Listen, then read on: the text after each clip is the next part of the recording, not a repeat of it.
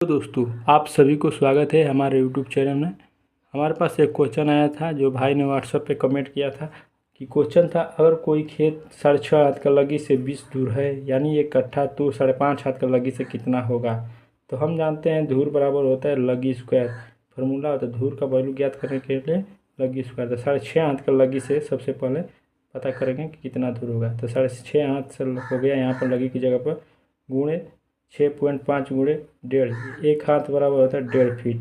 इसमें गुणा कर देंगे, गुणा करने के बाद वर्ग करेंगे तो एक धूर का वैल्यू आ जाएगा 95.0625 वर्ग फीट, यानी कि 6.5 हाथ का लगी से इतना धूर वैल्यू हुआ।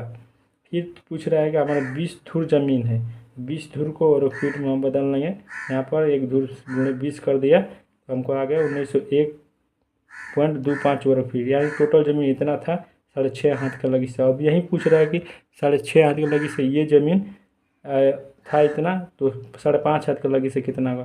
तो 5.5 हाथ को लगी से हम धूर का वैल्यू पता करेंगे। तो धूर बराबर हम जानते हैं लगी स्क्वायर होता है, इसमें लगी की जगह पर 5.5 हाथ लिख कर गुणा कर दिए तो हमको आ गया एक धूर का वैल्यू 68.0625 वर्ग फीट।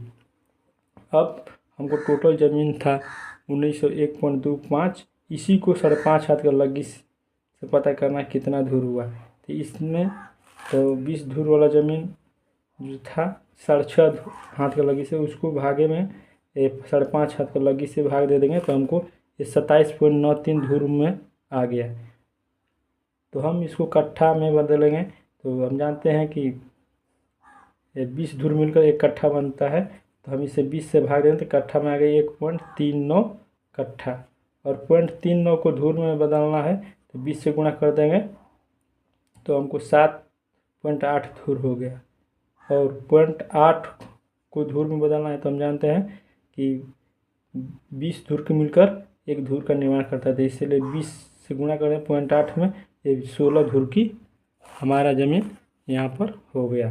यानी कि एक कट्ठा 7 धूर 16 धूर की, ये हमने लिख दिया है यहाँ पे, एक कट्ठा 7 धूर 16 धूर की। यदि आप इसे ट्रिक के माध्यम से समझना चाहते हैं 2 मिनट में तो कमेंट कीजिएगा, मैं इसको बना दूंगा। Thank you all of you guys.